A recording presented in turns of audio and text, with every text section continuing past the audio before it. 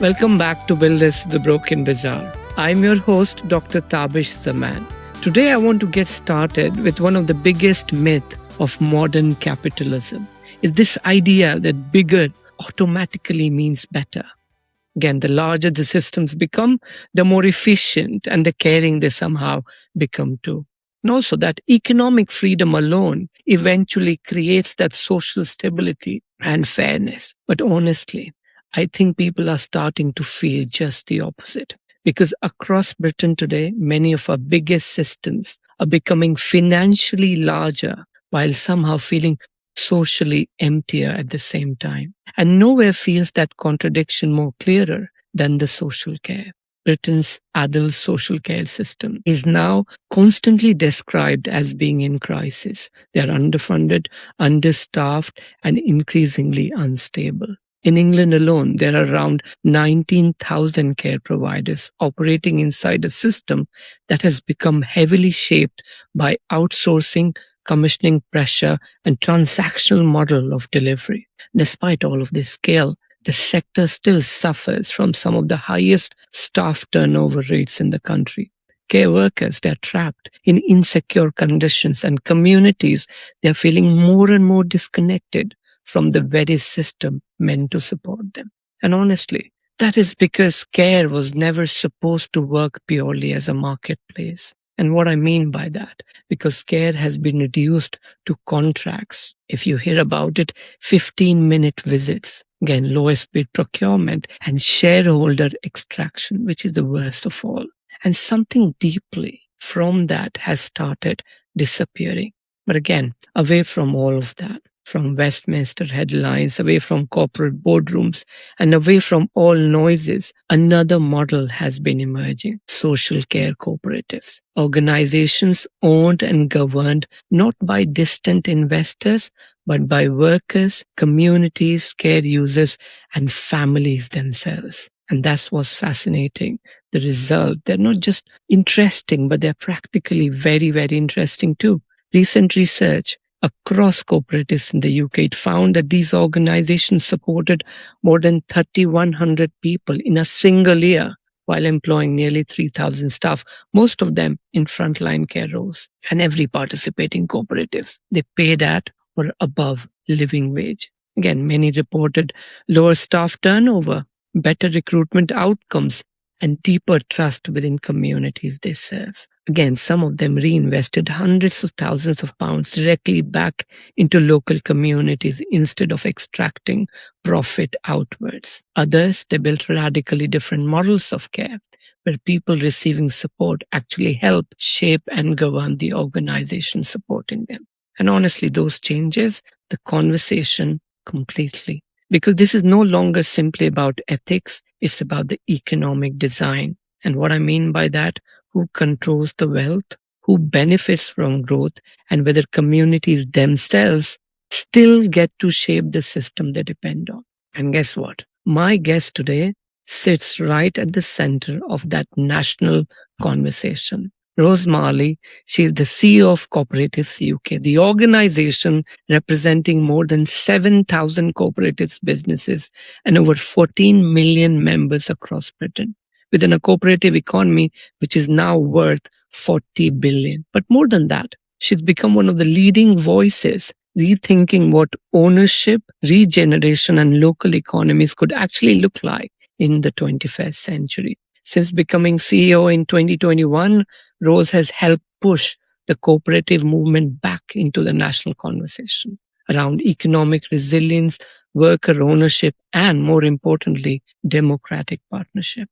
Especially at a time when more people are questioning whether modern economics are still working for ordinary communities. So from worker ownership, platform cooperatives to ethical regeneration and local wealth retention, her work challenges one of the deepest assumptions inside modern economics, that ordinary people should participate in economies mainly as consumers rather than owners. Rose also sits on the board of the International Cooperative Alliance, representing a global movement of more than 3 million cooperatives worldwide. And recently, alongside actor Steve Coogan, Rose helped launch one of the most ambitious regeneration experiment, currently emerging in Britain, a radically different vision for a place called Middleton. Not regeneration built around shiny skylines and capital, but regeneration rooted in local ownership, community partnership, and keeping wealth circulating inside the place that creates it. Now, Steve Coogan, he put it, too much modern development feels like a multinational supermarket coming in with a trawler and taking all the fish. And what did Rose respond? She responded with a line that has stayed with me. We made shiny buildings, but where was the fishing rod? Rose Marley, what an absolute pleasure to have you here. Welcome to Builders of the Broken Bazaar. Thank you so much for inviting me, Dr. Tabish. And actually, thank you for doing this podcast series, because fascinating stories and guests, and even the title, the Broken Bazaar. We really are broken. And, cooperatives provide solutions to that, but it's something we're all feeling and something that we all want to address. So thank you for your important work and inviting me to talk about it. It's our pleasure, Rose. And there's so much we want to learn today and so much we want to hear from you today. So we'll go into it step by step. But before we get into the cooperatives, the regeneration of the economics, I want to begin with you and your title as well, because when people hear CEO of Co-operatives UK, at least me, we imagine the lots of policy papers going around, the lots of institutions we're talking about. Again, economics is at the heart of it. But as we've looked into your work more and more, your journey is so much more grounded in people. And I'm talking about youth work, communities, social programs, and of course, Greater Manchester. And I think that matters because, some of the people best placed to spot the broken system are the people who spent years like yourselves close enough to see the consequences of them. So please take us back to what first pulled you towards the work, which actually centers around people and communities, rather than thinking about career and institution alone. That's an excellent analysis there, because actually in my very first interview for this role, I'd spent a lot of time trying to understand what cooperatives are, and we'll talk about that later because I think it's important for your listeners.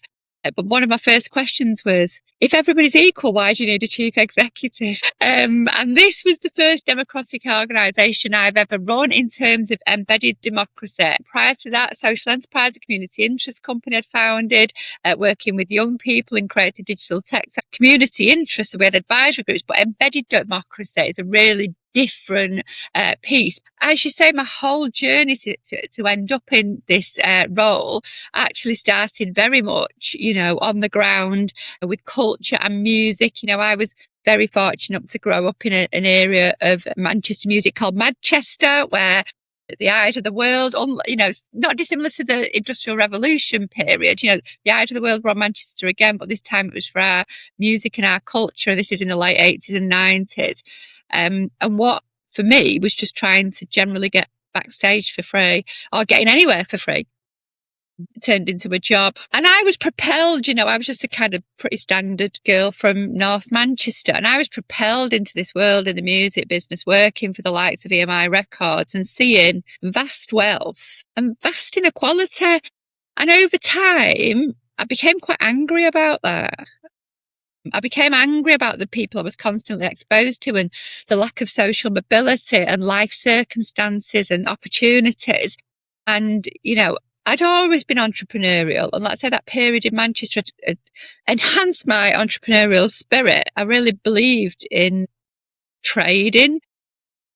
But I hadn't realised I was always a social entrepreneur. I always had some backstory that was about, whether it was employing the people that can't normally get employed or creating work for people. And it was when I became pregnant with my first child that I actually went on into a journey about turning my entrepreneurial skills into being a social entrepreneur and started my first social enterprise Motive, which was all about aspiring young people in school environments to aspire for better life chances, but using everything I'd learned about media and brands and celebrity, everything that I'd learned, and applying that to make a social impact in a very considered way.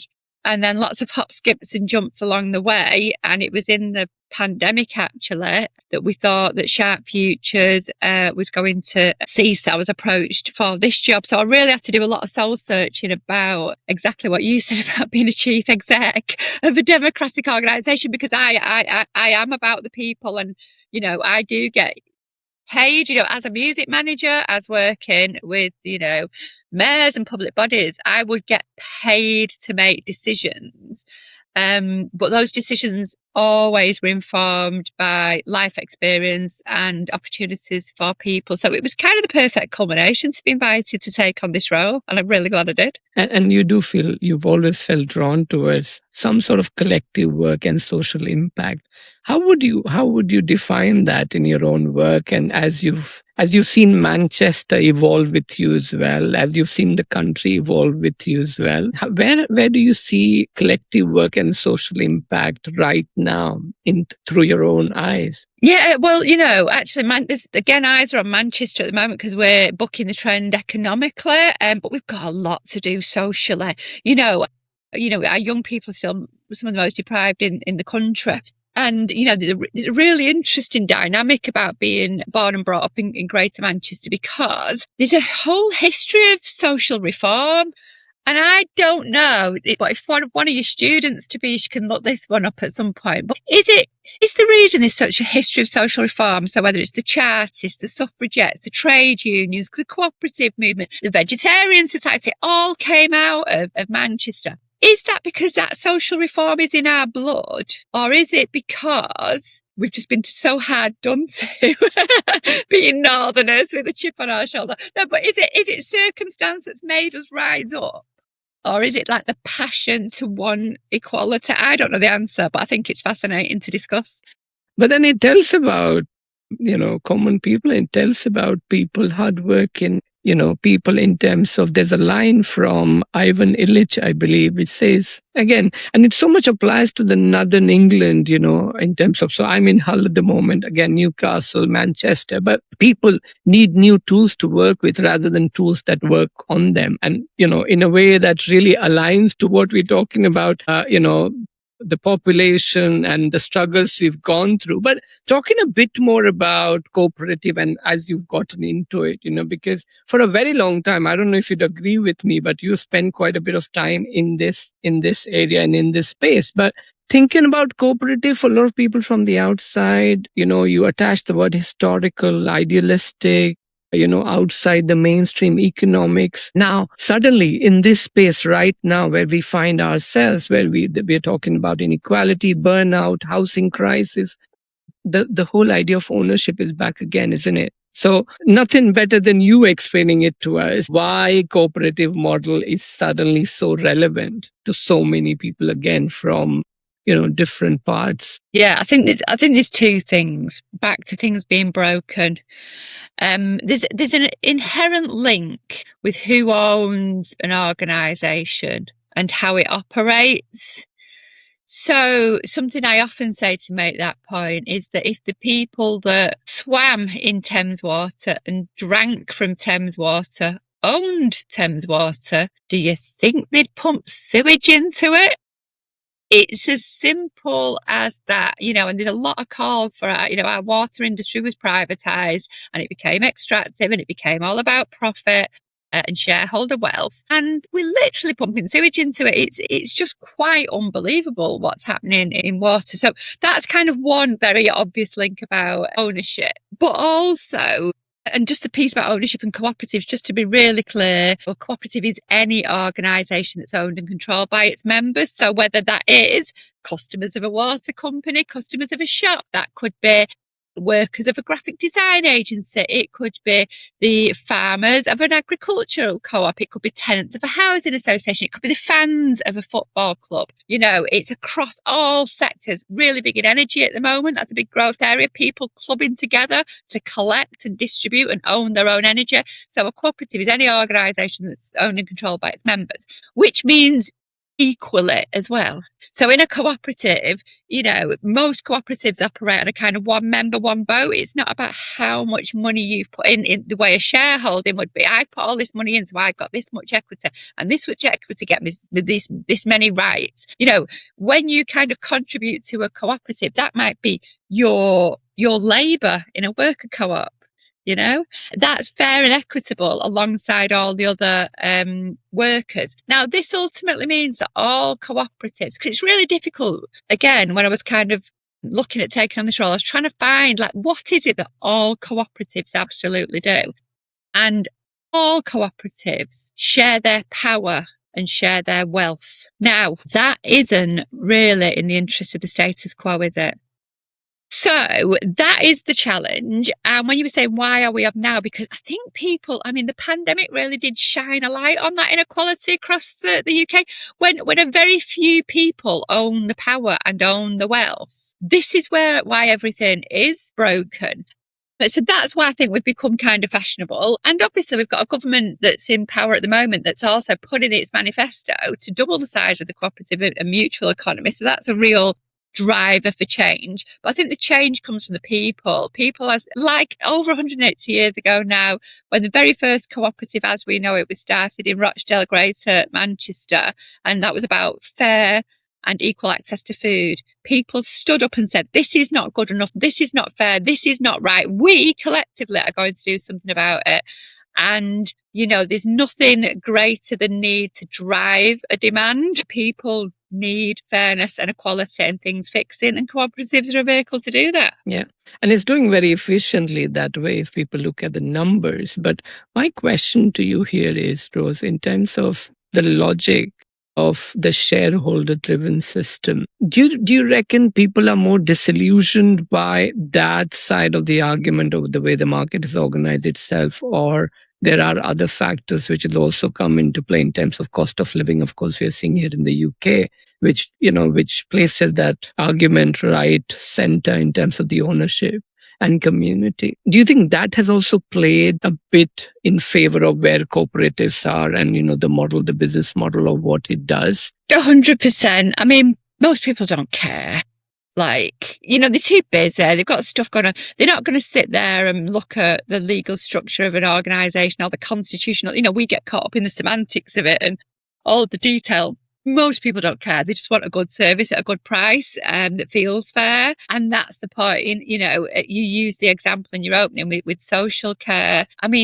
Gosh, if there's one thing that's broken in the UK, it's our social care system. And people are just absolutely fed up. We've not been able to get the care for the loved ones they need, for themselves, for people who are caring. And again, we saw it in our pandemic, the backbone of the country. Those workers were treated the least, well.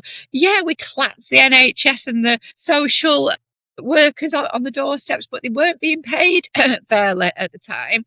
And let's say in social care, it's, who hasn't, it's a very few and far between that hasn't experienced or won't experience or won't need the health and care system at some point in their lives. It's only the very wealthy that don't need to access it at all. So so there's this kind of real amplification of a broken thing. And like I say, cooperatives, social care cooperatives, are proving that if you do it differently, if you give the workers a voice, if you pay people fairly, if you stop extracting all the profits out, that you get a better service.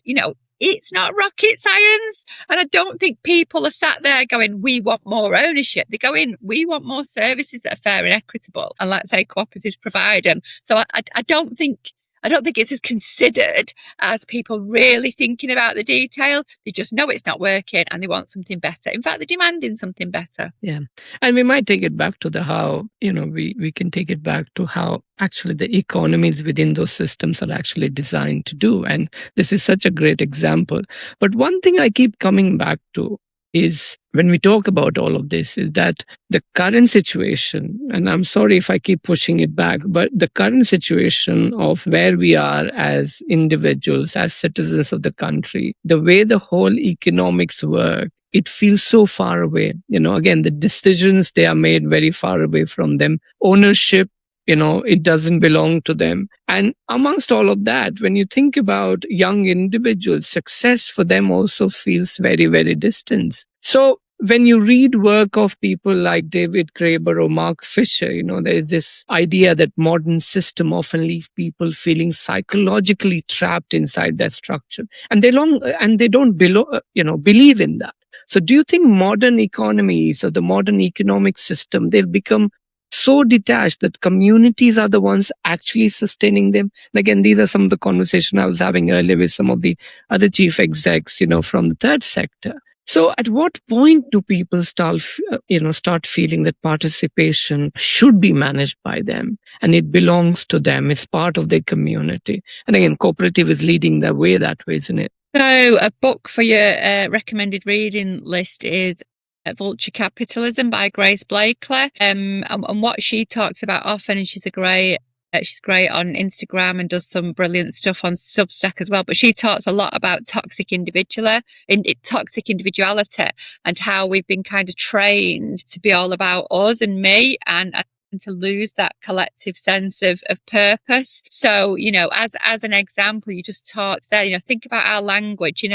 We talk about, it is a mental health problem. Like I said, we talk about, are you looking after yourself? Are you putting the parameters in place to make sure that you're okay? Not, is your school looking after you? Is your community looking after you? Is your business looking after you? We've made it individual. And a really stark example, George Monbiot in The Guardian talks about the way that we've kind of, the footprint, the carbon footprint.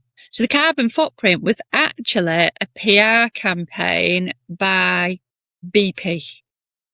And the brief for the PR campaign was, how do we make it not our fault? And they came up with a carbon footprint, and they've made us all feel responsible individually. Well, hang on a second. If we couldn't access these things, we wouldn't be using them. We wouldn't be consuming in the same way. So I really do feel that, sadly, there's been a strategic kind of plan to stop us collectively coming together, because I'm back to sharing your power and wealth. It's not in the interest of the status quo for the people to come together and solve problems and solutions. So it's interesting when you introduced me about the mayoral development corporation for Middleton and how we're doing that with people, and how you described it. I took a breath when you described it, because what Steve Coogan and I are doing is what naturally feels right in that area, which is to talk to people and understand what the issues are and build it around the need. But it is being lauded as like a fundamentally new way of doing things and a blueprint for the country. It's quite shocking that something as obvious as working with the people of the community to deliver the regeneration is such a groundbreaking idea in modern society. It's ridiculous.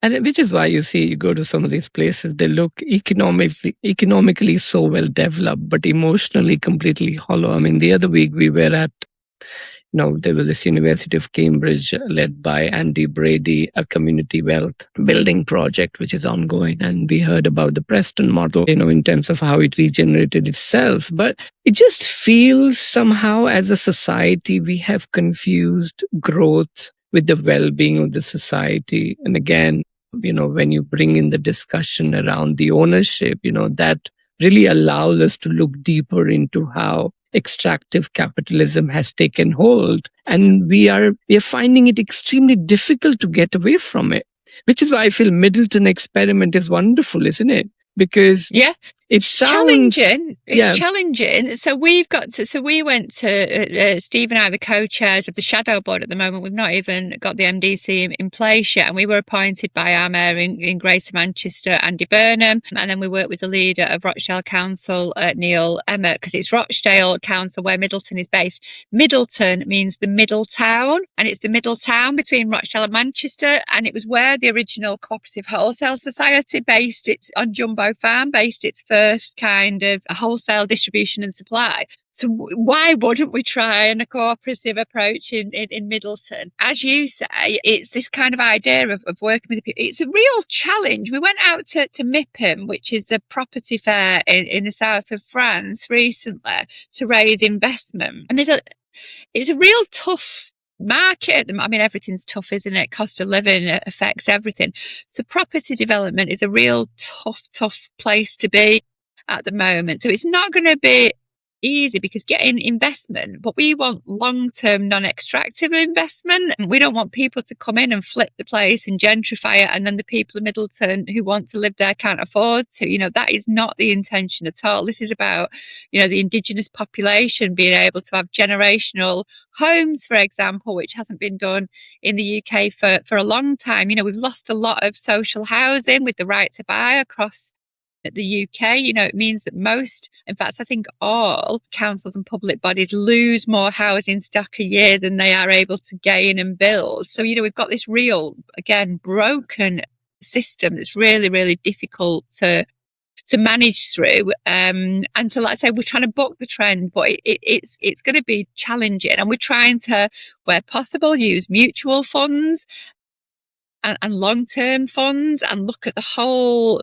bigger picture rather than the quick. But I mean, it does sound like, when you look at these projects, when you look at this one especially, we are obviously talking about centering the economic participation locally in terms of how communities take hold. But, you hear a lot about regeneration projects, Rose, but what you and Steve are trying to build there, and again, for those who are a bit on the periphery, who would see from, look at it critically in terms of, yes, it might be anti-growth, it might be anti-business, but the way I look at it is anti-extraction. It's as simple as that. But how would you differentiate it with the other regeneration projects in and around the country, and why this will not actually take the life out of the town and actually breathe the life back into the town? The approach, it's the embedded participation. Every MDC that exists across the UK will have surveyed the people maybe once. But we did a conversation, again,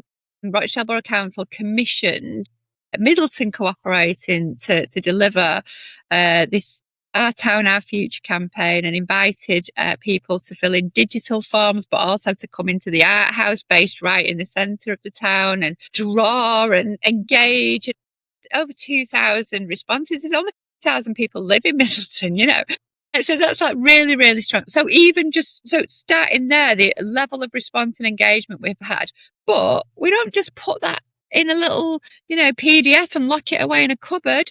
We're going to now do an event coming up in July where we then go back to the people and go, a big event, right? Let's talk about all these things that have come up. Like, what do you think we should do? How do you think we should tackle it?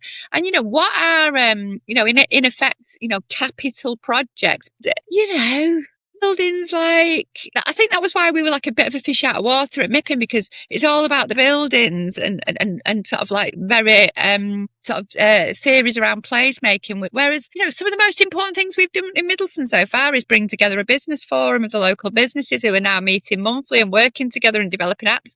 There was no money needed, there was no building created, but there's a sense of purpose, and they're generating more trade and they're doing more business. So everything about it, from the way we engage it, and we will have, we've got workshops coming up, like how do we embed that participation into the board? And that, to be frank, scares local authorities to death, because, that's, people are messy and difficult and have ideas, how dare they? And can be challenging and, argumentative, and, so it's kind of all the things that, like, it is difficult to kind of invite into that conversation.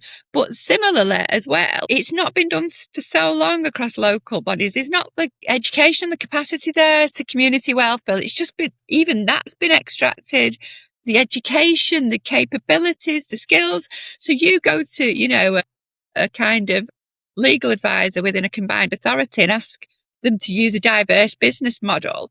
And what you're actually saying to that, really time poor, very stretched civil servant, all they can hear is, you complicating my life, just stop, Rose. But that's the challenge. Our local councils haven't been funded; they've been underfunded for so long that we've had cuts and austerity and cuts. So you kind of plug it into a broken system, and you're trying to fix something from a foundation that's already got cracks in it. And for people who follow the wealth, at least, one way they could look at it is you're basically trying to stop the wealth leaving the towns, actually. And again, some of the things which it can achieve in terms of community ownership. But as an organization leading the way and as an individual shaping and designing this, how would you define success in this Middleton project for you, especially for ordinary people who are living there, in terms of your vision as well, Rose? So you talked about keeping the wealth. It's also about keeping the people and the skills. Now, what Middleton has got, it's got loads of assets, but it's got an incredible college, Hopwood Hall College. It's got some great schools.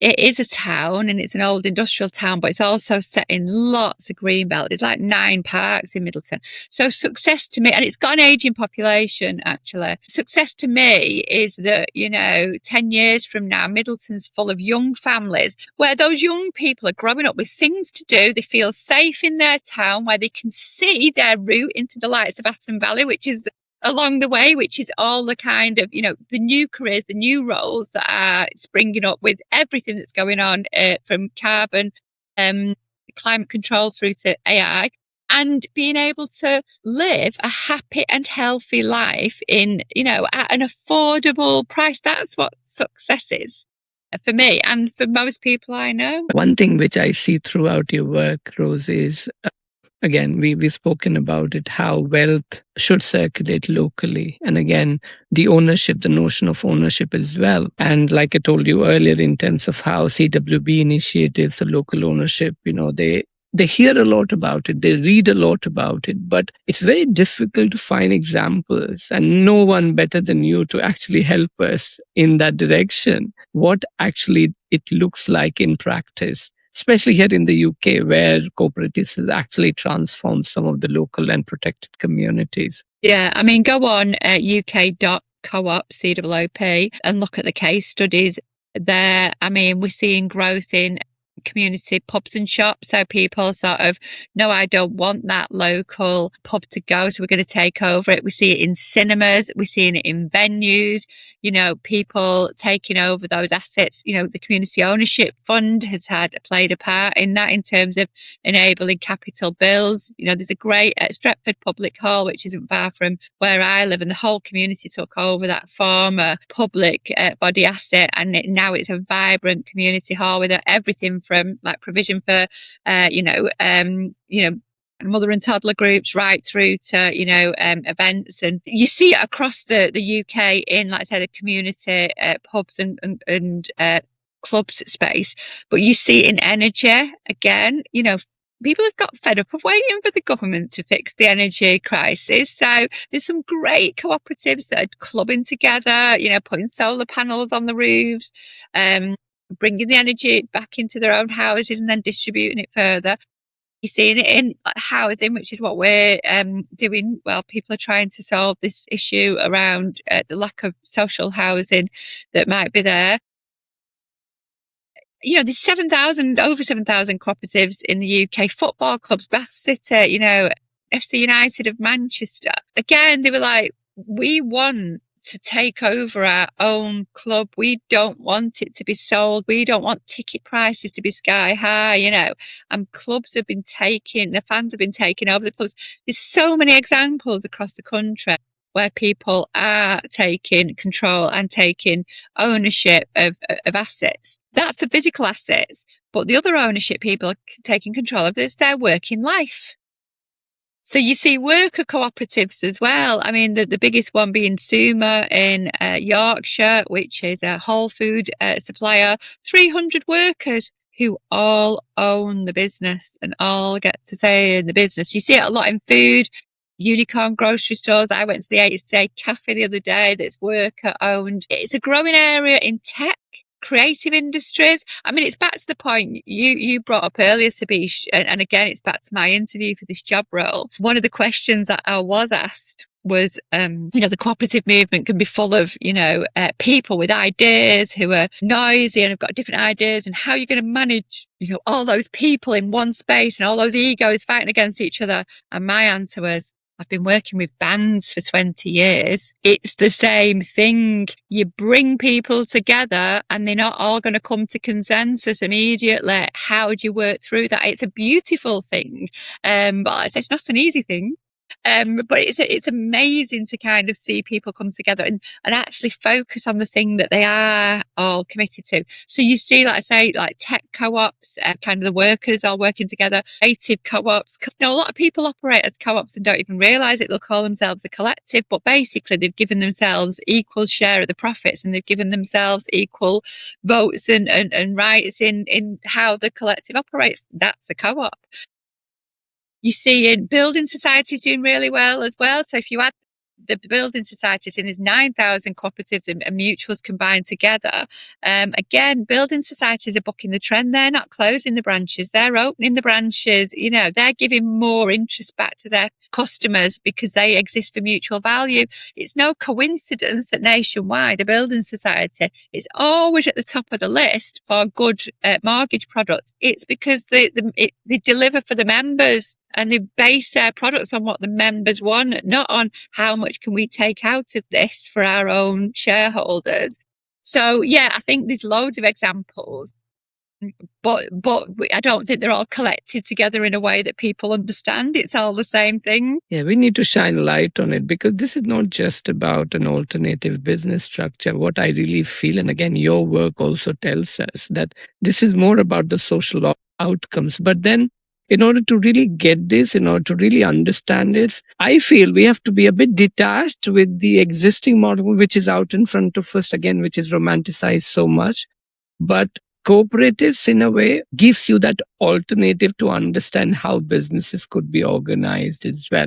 But I know you, I've met you, Rose, and I've heard you speak in person as well. It was a wonderful session. And of course, all the work we have been following. I know you're emotional as well. Your work has those threads of emotion. And, when you talk, that comes across as well. So how do you balance this out? How do you manage this? And again, I know you gave a wonderful example of how you've been working with bands and everyone in different directions. But some of these projects, they emerge from community, and they are very well rooted within people, within the groups, within the community. So how do you say no to them? How do you say yes to them? How do you make those decisions? Because that is the most difficult job, I suppose. It's interesting because actually, the most important thing you can do is listen. And that's a real problem we've got in society. I mean, we've got such, division and, growing levels of all sorts of unhelpful trends like misogyny and just hate, general hate. And, if we listen to each other and we try and empathize with each other, it's not that hard to do, And when you for me, and I say this a lot in my work, but when somebody says something that's the absolute polar opposite of what you believe, that you're like, chin on the floor, did they just say that? That's when you need to listen the hardest, because they believe that as much as you believe what you believe. Most people are generally good people and want the same things, a happy and, fulfilling life. So when you start to listen to someone about why they've got a particular political allegiance or a view on something, it's absolutely, fascinating. So listening, number one. But then, like you say, that's quite time consuming.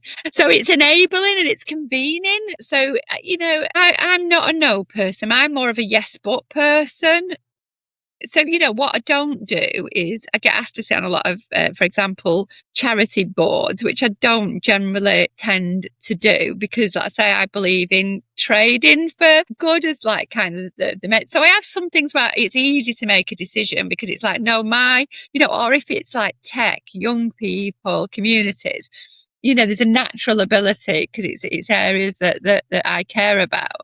But when it's something that I believe in, but it's maybe not something I've got the time or the ability to do, I am what I would call a super connector. I will know somebody who can help, and I will put people in touch, and I will, where possible, be, working with my team at Co-operatives UK, who are phenomenal, by the way, like to convene the space for people to do it themselves. It shouldn't be it shouldn't all need a smart, that's my point. Share the power, share the wealth, show people how to do it, give them the space to do it. people surprise you, in a really exciting way when you give them that space and opportunity to do it. Yeah.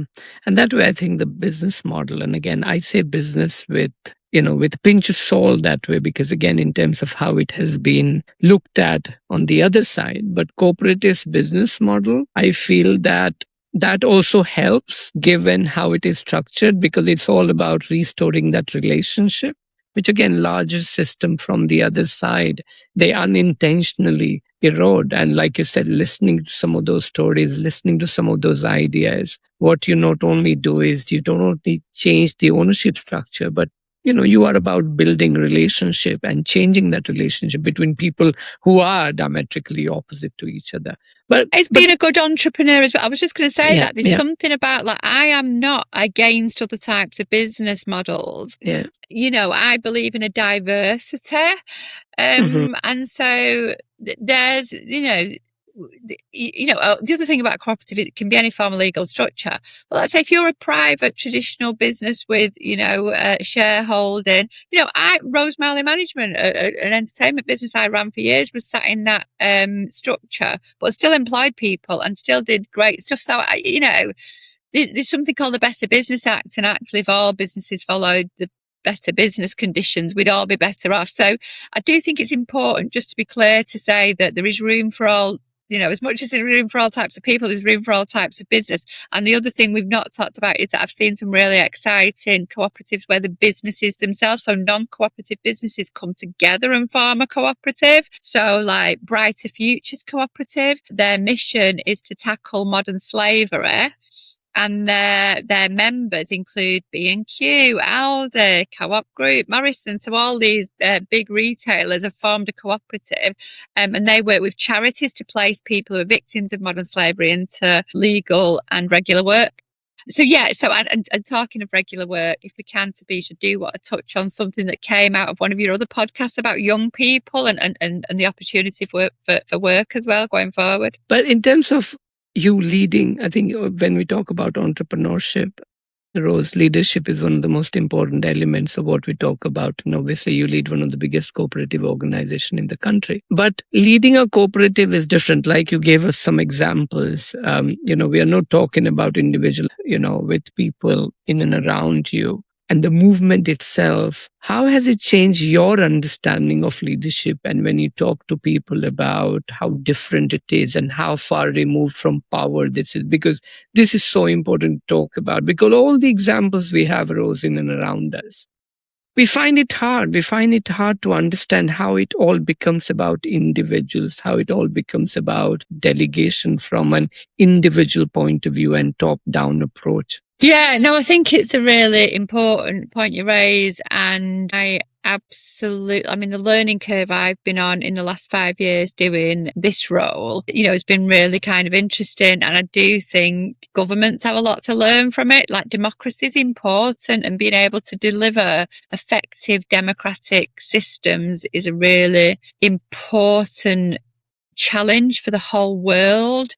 We are so lucky in the UK to still be an actual democracy. They're dwindling globally. That's really, really, really worrying, especially when, we look at the different geopolitical tensions throughout the world. It's something we should fight for and we should absolutely strive for.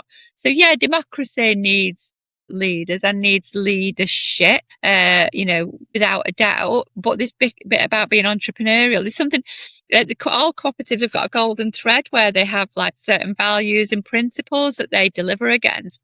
And some of the values that are in the cooperative, in all cooperatives, like one of them is around self-responsibility. And I think that's a really, really important one about and it's this entrepreneurial piece again, but it's about people being able to do for themselves and achieve for themselves, and putting those conditions in place for people to be able to do that and for people to be able to thrive within that context. And yes, you absolutely need leadership, but you also need people to take responsibility for their own actions, which a lot of people aren't doing at the moment. And, that's causing real fraction. It does indeed. And as academics, in terms of teaching and research, keep looking for examples where leadership should be more about relationship as opposed to control. And I'm so glad I'm talking to you that way, because that resonates so heavily with what cooperative actually stands for. Because the model itself, it challenges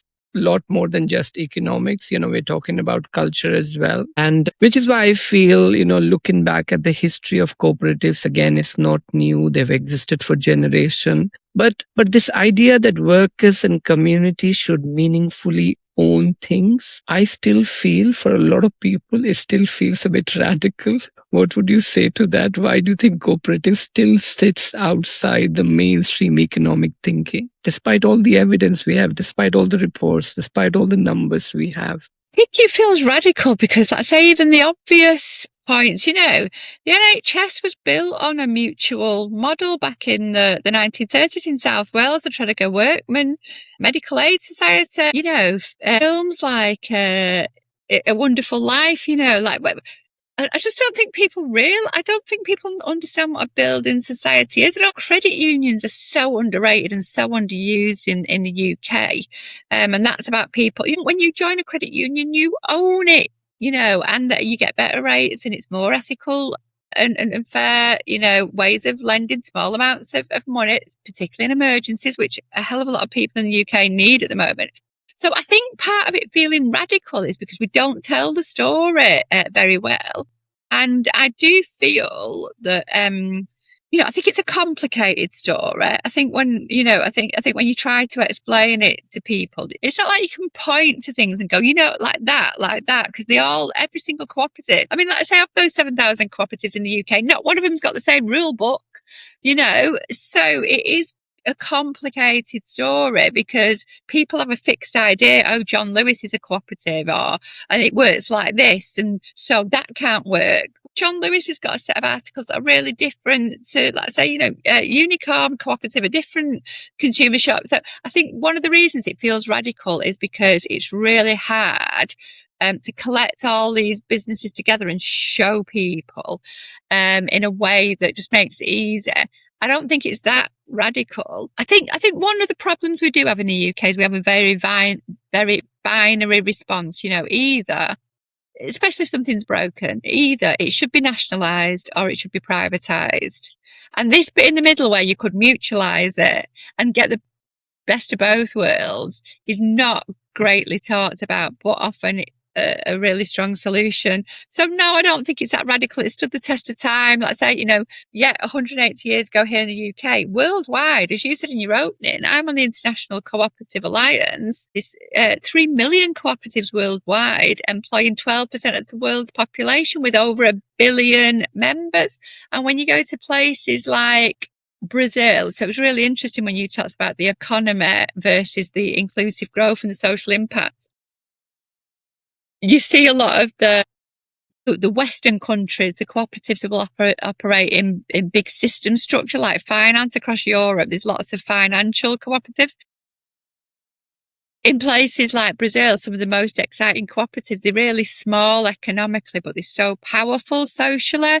So last time, with the International Cooperative Alliance, we visited some of the co-ops that are based of people working that previously lived and worked on the dumping grounds and tips in Brazil, and by forming cooperatives, working together to collect, paper, aluminium, clubbing it all together, they've now got kit, they've got houses, they've got, that's not a big economical impact, but it's a massive social impact. So yeah, I think, again, like I said, I'm just throwing in more examples and confuse everything. And they operate all differently around the world. So I think the reason it feels radical is actually people don't know there's loads of cooperatives under, your local cricket club is very likely to be one, but we just don't kind of put them all in an easy box with a bow on and gift it to people. What that is, a gift that we should be giving to people, the gift of ownership and control in your work, in the way you consume, in the way you're entertained. We'd all be happier and wealthier. I agree. And I think Western economies are rediscovering some of those ideas. Again, Gal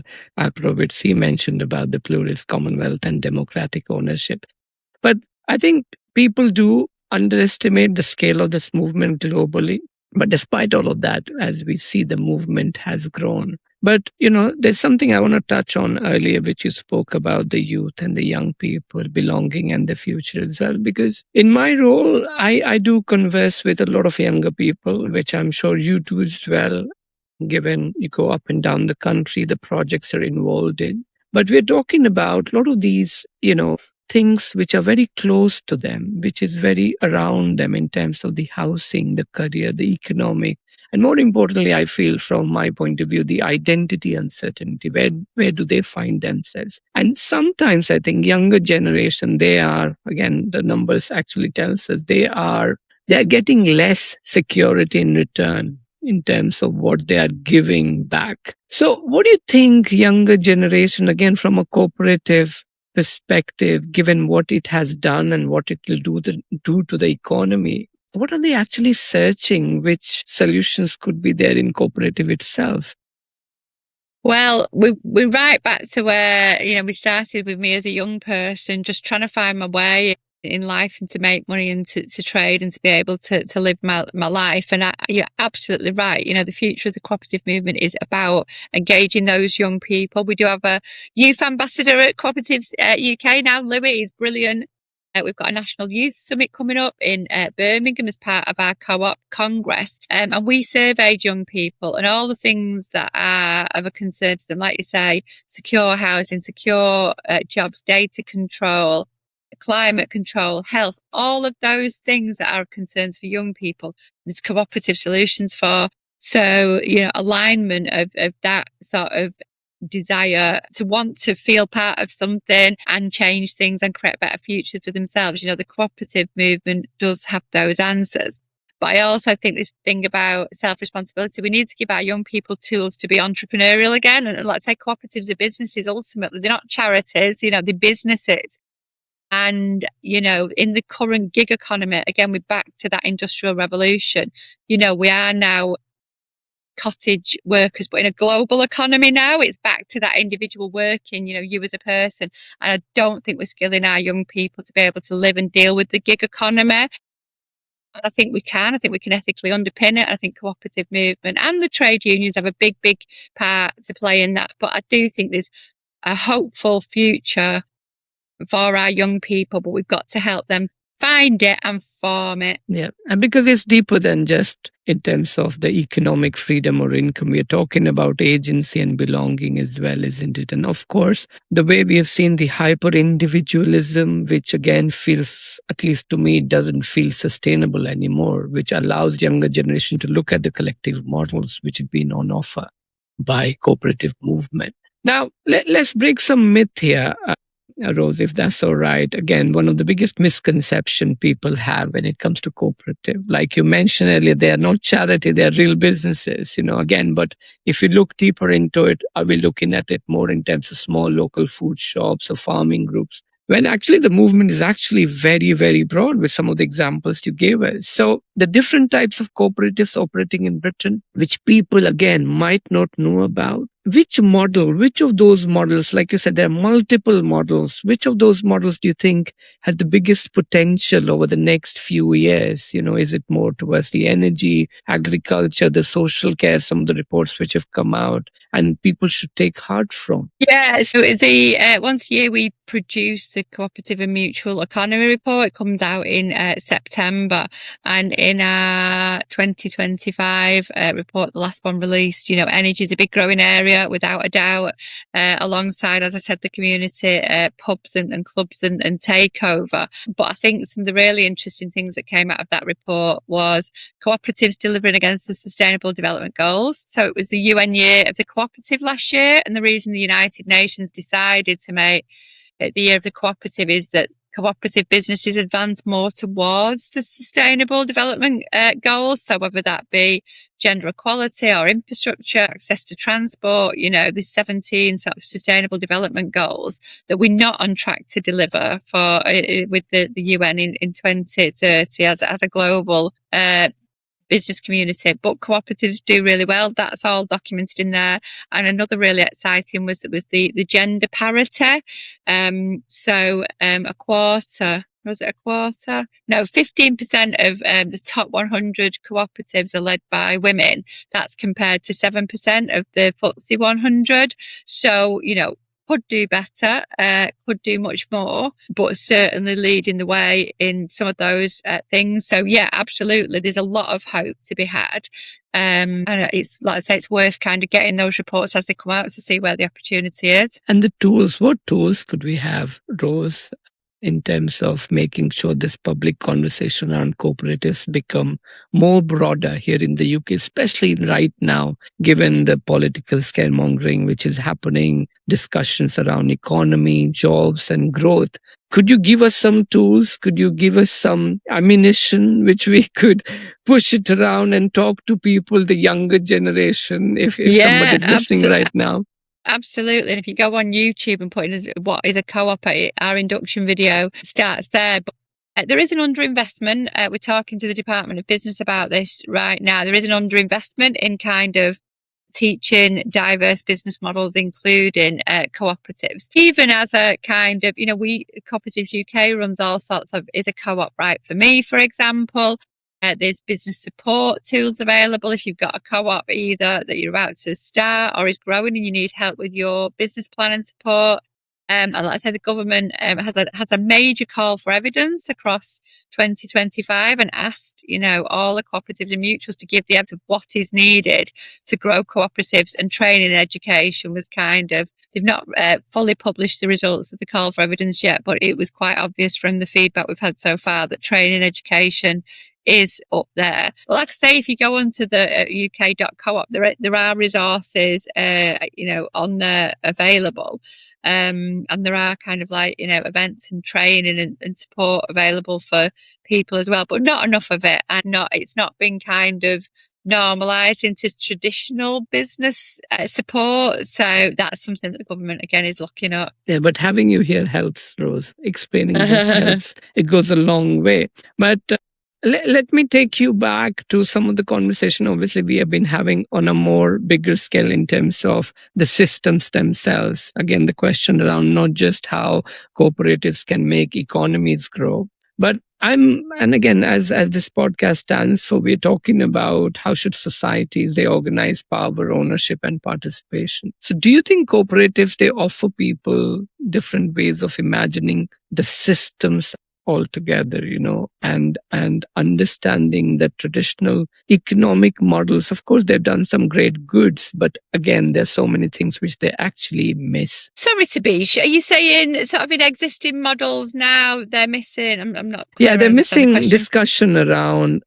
power, around ownership and participation, which is where cooperatives come in. Yeah, I think that's what I was saying, like I said, this binary conversation about nationalise something or privatise something, or let's say if you let's say now you go on the government website and you do get to cooperatives as part of those business, but we could be doing much more and we could learn a lot internationally. So the example I'm going to use, so a big kind of business failure recently was Thomas Cook, the travel agents that went under. Like a lot of those workers there, have become freelance workers in the travel industry because they're good and they're skilled and they knew what to do. Had that been in Italy, they'd have been able to borrow the money from the government to save the business, the workers. It's called Macora law in Italy. We don't have anything like Macora law in the UK, where if something looks like it's going to fail, but the workers' post office, hello, the workers know how to run the post office. It's just not in our everyday language and culture. And so I think, the government could be putting infrastructure in place to help people. It's not just about starting a brand new business. We work closely with the Employer Ownership Association, and their biggest opportunity is often conversions of big businesses that don't want to close down, but the directors are leaving. Well, they want to gift it to the workforce. Again, some of the great examples are creative businesses like Aardman Studios gifted the business to their employees. So I think there's loads of ways we could be doing this, but we we've not got the structures in place to make it easy for people. It's really difficult to do some of these things. So people have to be really motivated to want to do them, and that can't be healthy for the production and the development of the innovations. Thank you so much, Rose. I think I'm just looking at the time and it has flown.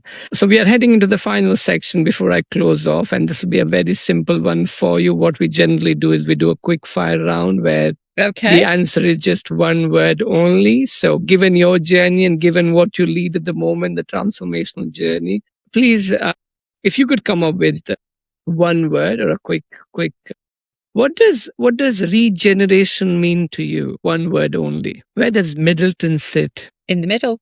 In your project? Where does it sit? Yeah, where does all the projects you've seen?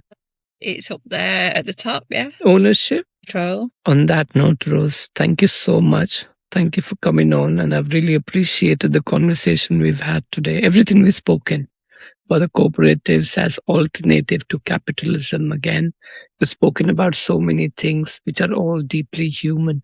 Cooperative for me actually stands for rebuilding trust, participation, dignity, and underneath all that, regeneration, ownership, care, leadership. There's a very simple question, and that question is, do ordinary people still get to shape the places and the systems they live inside? Or do they simply spend their lives adapting to decisions made somewhere else? And perhaps that's what makes cooperative movements so powerful right now.